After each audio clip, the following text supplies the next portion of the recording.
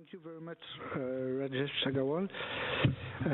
Thank you to all the panelists for their fascinating presentation. I guess that we have gathered a lot of materials now, everybody sharing the idea that the success story of China can be also a source of lessons for other countries in the developing world. Challenges have been underlined also, be it in the kingdom of exchange rates, regional agreements, trade imbalances, and food securities, but also opportunities, and especially the link with the FDIs that you, Rajesh, very clearly made in your last presentation. So without further notice, I'd like to open the floor for 30 to 40 minutes to any question that you would like to address to our panelists, and I'll try to moderate the debate.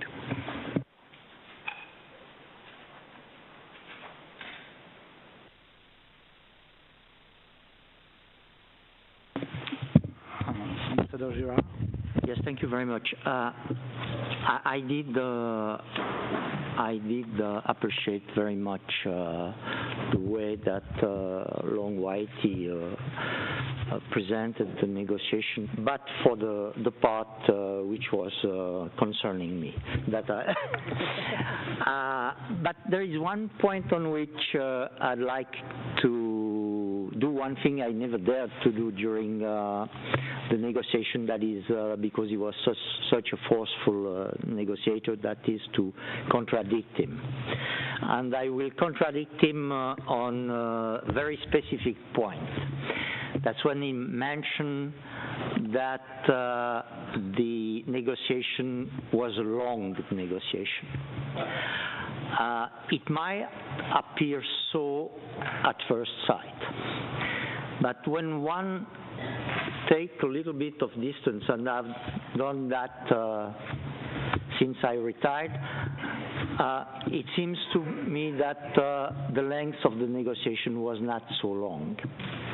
And as a matter of fact, it appears to me that it was a pretty fast negotiation. And why do I say that? Because, and I would like to mention a certain number of factors.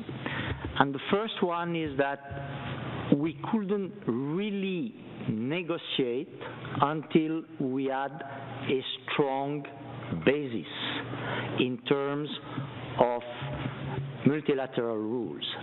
And I would like to recall that when the Working Party was launched, we were in the full process of negotiation of the Uruguay round, changing the rules.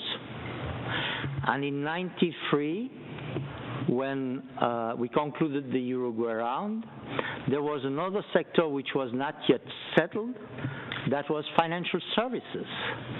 And the rules, the basis on which we would determine the status of China was not really settled and firm until the mid-90s.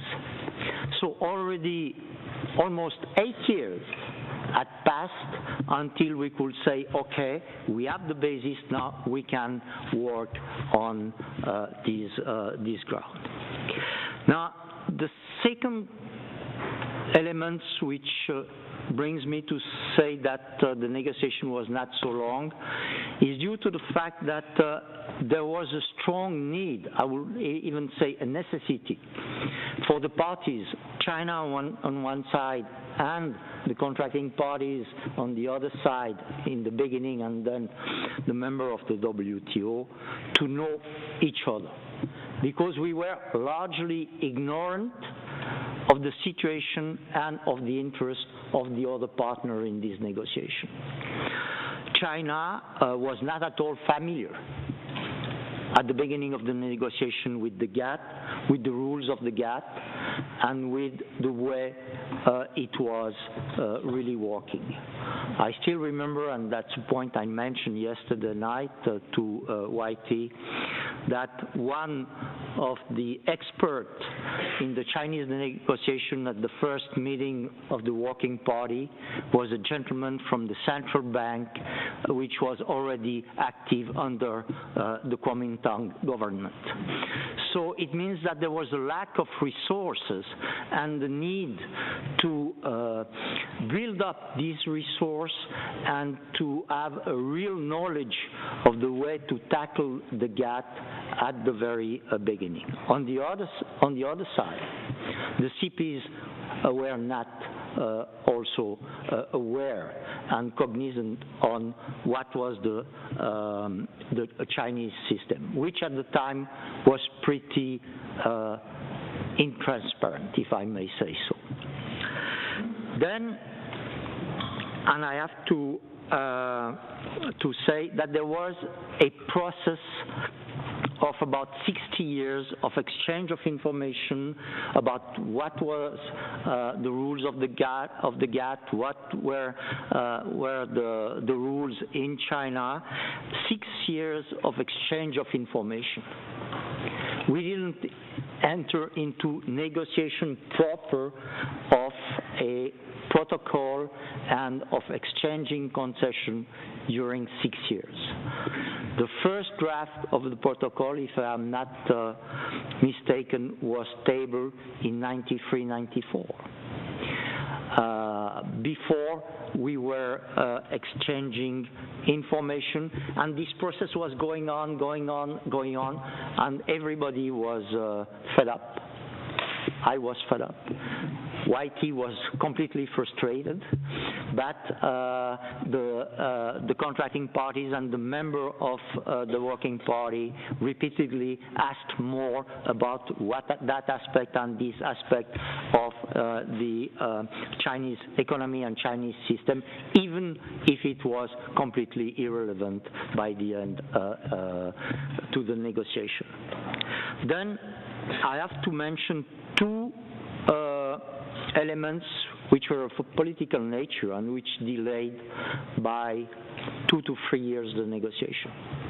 The first one was the Tiananmen event, which put the negotiation, we delayed the negotiation for, I will say, a good 2 years, because some members in particular, major members, were not ready to push forward the negotiation, so we had to take a very slow pace and even suspend during almost 1 year the process of negotiation.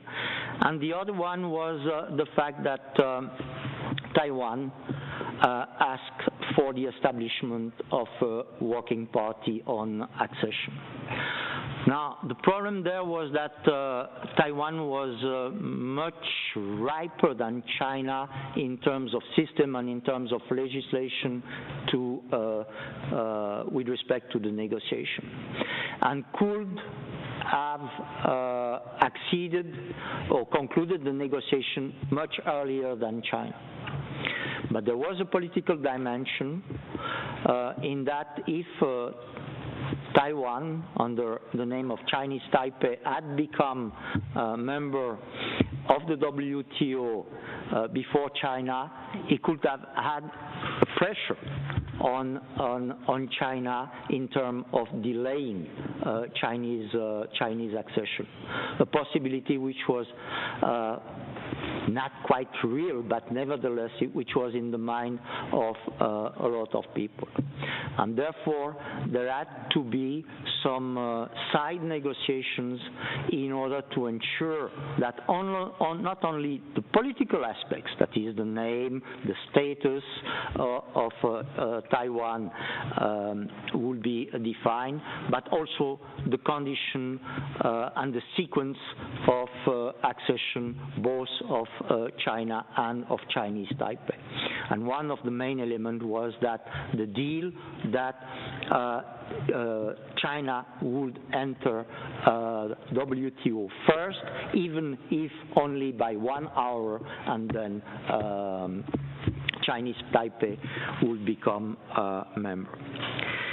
Then there was the need and this has been very well underlined by Long Whitey in his speech, for the Chinese authority to adjust the existing legislation and to introduce new rules compatible, WTO, GATT and WTO compatible.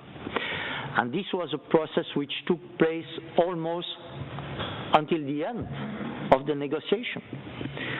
New laws were adjusted, and new laws introduced during all these years. And there was a major effort which was made, especially by the head of the Chinese delegation, to educate the public opinion in China, to talk to the industrialists and to prepare for also in internal law for the ratification, which the Chinese did immediately once they became a member of the WTO. So in this sense, I would say when China became a full-fledged member, it was at the same time that the Doha round was launched.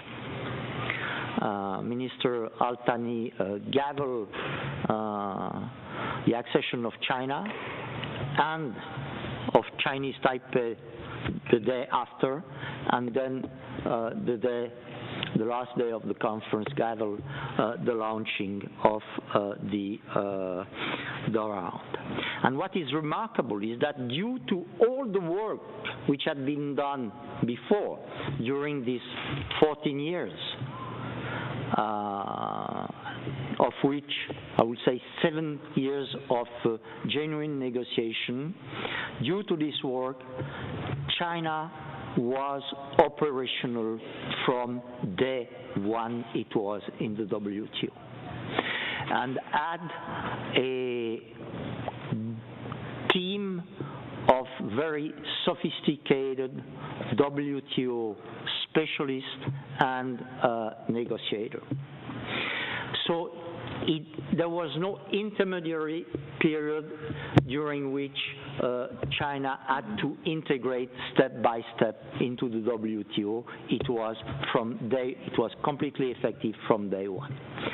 And the second point, which is of importance to me, is that one comes to realize that the day that China integrated the WTO, which is the day that the Doha round was launched, China had already, and this is my view, made the contribution which was expected from a newly industrialized country to the result of the Doha round, which is not the case of other participants in the Doha round, including of other newly industrialized countries. We were thinking that we would have concluded the Doha round in 4 years, if I'm not mistaken, Pascal. And I would say that at the time that China entered the WTO, it had already, in my view, in terms of market access agriculture, market access manufacture, done the contribution which was expected from it at that time. So all in all, my conclusion is that it was not such a long time, and basically not one day was lost in this negotiation. And I must say that for a large part, a major part, thanks to the leadership of Long Whitey, both in Geneva as well as in China. Thank you.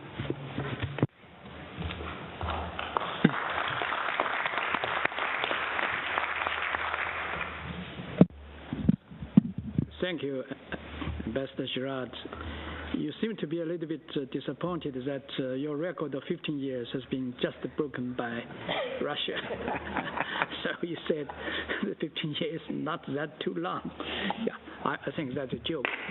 Ambassador Girard, I completely agree with you that 15 years is not a very long process for China to get into WTO.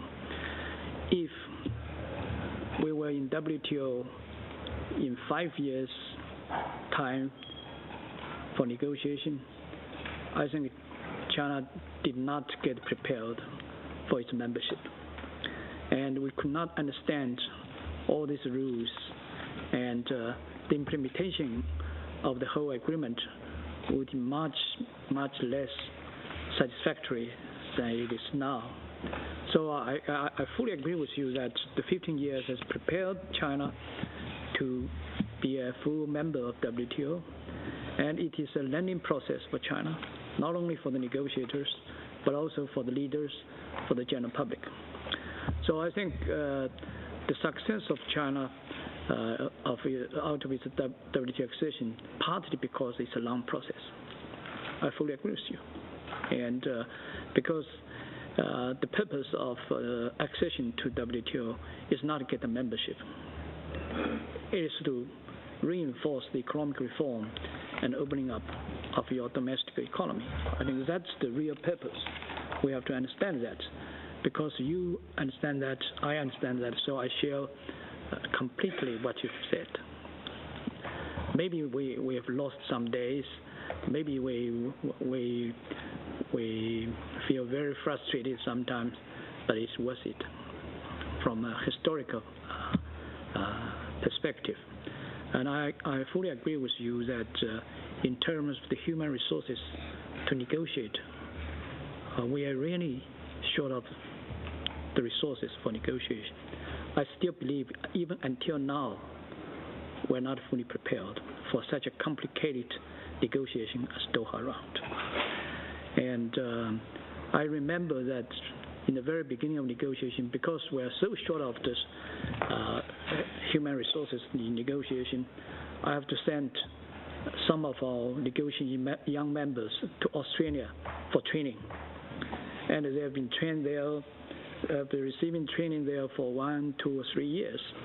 So they come back as the core members of the negotiating team.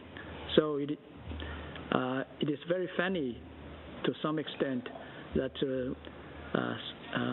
later on, when China negotiated with Australia, it is the students that negotiated with some of the teachers. And that is what happened to China's negotiation team. So the reason why is that sometimes China is short of expectation of our negotiation parties, is that some of our people in the negotiating table could not have full understanding what is being negotiated. And sometimes they could not describe the kind of complicated nature of content of the negotiation back to the capital, and get the appropriate authorities to further take the negotiation to an advanced stage. So I fully agree with you that for China, as well as for many other developing countries, how we can have a strong negotiation team to negotiate. That is the basis for equal negotiations. If the negotiators with full knowledge of what is being negotiated, and on the other hand, some negotiators with very, very little knowledge of the negotiation, it is to begin with unequal negotiations. It's doomed to be failure or doomed to be complicated in the whole process. That is why I think in order to facilitate the whole negotiation, we really have to strengthen the training of the negotiators for the developing countries, including China. I think in this connection, we cannot pretend that we are fully competent now in this connection, and we still have a long way to go. And for some other parts, I have already said that 15 years is a time of learning process, it's time of getting prepared to a complicated multilateral system. Also, it's a time for China to get to know what kind of obligation it has for this organization, for this system. So I fully agree with you. 15 years' time is not wasted, and the reason why China benefits a lot from this process, one of the reasons is that it takes 15 years. Thank you.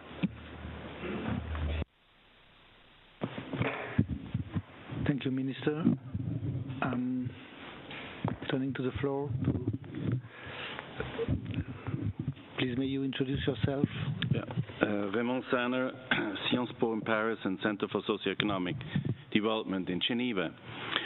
I was delighted to listen to Minister Long, what he said, because I do recall 20 years ago when we met, when you were with the UNDP office at that time, if I'm not mistaken, we had a larger capacity building project for the Chinese government at that time, and you gave us very good advice.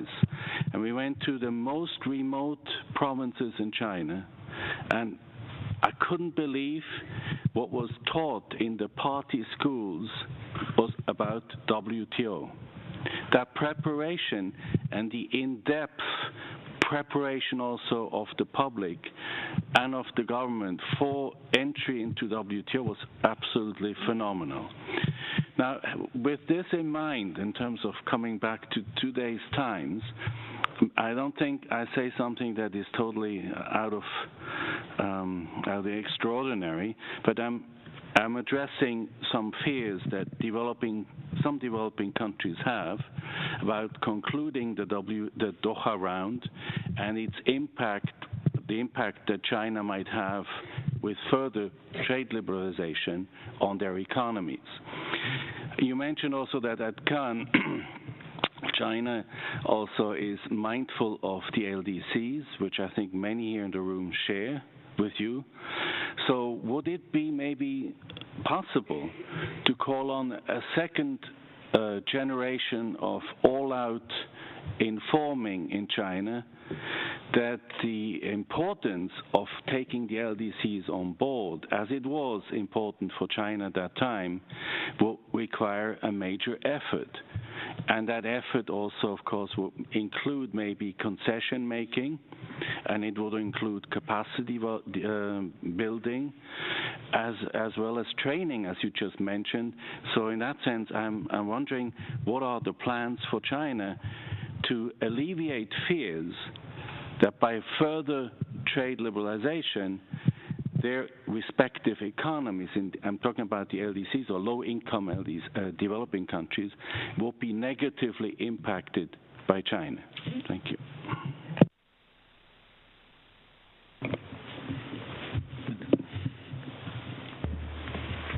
Thank you.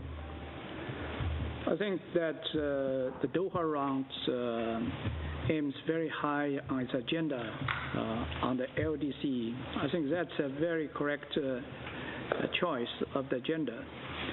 So if the Doha round failed, I think LDC will be most disappointed. And China realized that. So China makes special efforts to make the LDC benefit from this Doha round. And that's why recently our president announced in the G20 meeting that 97% of the tariff lines of LDCs will be lowered to the zero tariff. And as a matter of fact, in the last 3 years, China has been the biggest export market for LDC in 3 consecutive years. That means China has become largest export market for the LDC. I think that's a very important assistance to LDC, because I always believe that to provide some aid to LDCs, of course, it's important. But it's more important is to cultivate the industrials and cultivate the capacity of export in order to make them more persistent and sustainable in the development. Just like a saying that it better teach him how to fish instead of provide fish to them. And that is why China emphasized the cultivation of the export capacity of the LDCs. And to help the cultivation of that capacity, China should open its market and become the target of exports, of their exports, even though in terms of quality, in terms of competitiveness of the price, they might not be so competitive compared with other developing countries or new emerging countries, or even less, the developed countries. So this is a kind of favorable treatment that we provide to LDC. That is, gives them big chance to export to China and ask LDC to take full advantage of China's expanding market. I think that is the most important part that China could do to help LDC. That is why LDC issue now become an important trade issue in the Doha round, because we should try to help the LDCs by provide them big market. Only by provide big market you can cultivate their own capacity to raise their level of economic development. So I do not see any disruption of the LDC economy because of the Doha round and because of the more liberal trading system.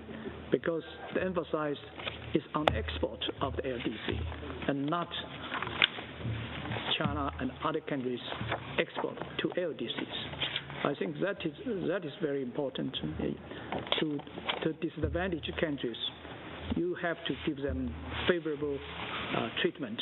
I think that is still consistent with the kind of MFN principle, because MFN principle means that we have to get everybody equal, get every nation equal in an open and fair trading system. Thank you. Madam Francis, and I think we will have time for one or two questions for the floor before wrapping up. I think we all know that market access is not the only necessary thing for performance, because we have all seen market access and non-performance, certainly from the ACP countries and the Cotonou Agreement. But what I would like to say, just to help Minister Long, is that through ITC, and I'm sure there are other organizations the Chinese government is supporting, we are clearly working, and I think I mentioned it in my opening remarks, on a South-South promotional kind of activity based on capacity building of African LDC exporters to meet the market requirements of the Chinese market. So that entails a series of familiarization efforts going into the market, understanding, meeting the buyers, seeing actually what it takes to make the transaction happen, looking at the logistics of what it takes to make it happen, and actually facilitating transactions taking place. So we are specifically working in the area of cotton with the support of MOFCOM, providing resources to ITC, but also today through the women's platform that we are working with. We're also seeing now other kinds of opportunities which have opened up for women-owned enterprises going into the Chinese market. And I think that there's another friend of the accession process, which is somebody called Beaujolais, who is leading this process in China, in Chongqing, working alongside ITC to make some of these things happen. But I'm sure that ITC is not unique in its support that's being given to it by the government of China to make some of these things happen. But of course, it is a big task to actually see LDCs take up the opportunities that exist.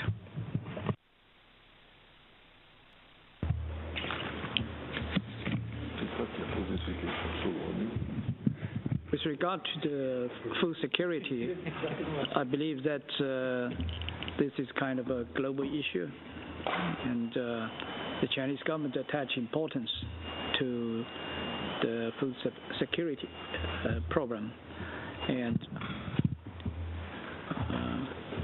because there are very complicated concern with regard to the food security. As you mentioned rightly, that water resources is one of the concern for the food security, and also the speculation in the international markets on some of the major food commodities is also a major concern. And so since China is a very big country and we have 1.3 billion people to feed, so we could hardly rely on the international market. But that does not mean that we do not import those food products which we can not be self-sufficient. As a matter of fact, we have imported a lot of soy and soybeans and cotton and many other things from the international market. So food security does not exclude the food trade internationally, as long as this trade is conducted in a fair and predictive way. As for China's outbound investment, I think it is now a very important policy issue for China to encourage the outbound Chinese investment, including in Europe. And of course, that you cannot expect that there's a huge, very rapid increase of Chinese investment overseas, because we have to understand the conditions of the foreign countries. We're not for the purpose of overseas investment to invest. We're trying to make the investment that is beneficial to the local people and create jobs there and make a full usage of the local materials. So you cannot judge that how much investment is coming from China, and you will see the quality of the investment. We have to do it and do it right. If we rush to the kind of huge amount of the foreign investment from China to these countries, sometimes it might cause unnecessary panic, and sometimes it will be politicized, and sometimes it might not meet the kind of legal environment and the labor standards of those countries. So we do it very cautiously. We would like to see that our investment in the foreign countries be also done properly and according to international practice. Yeah, thank you.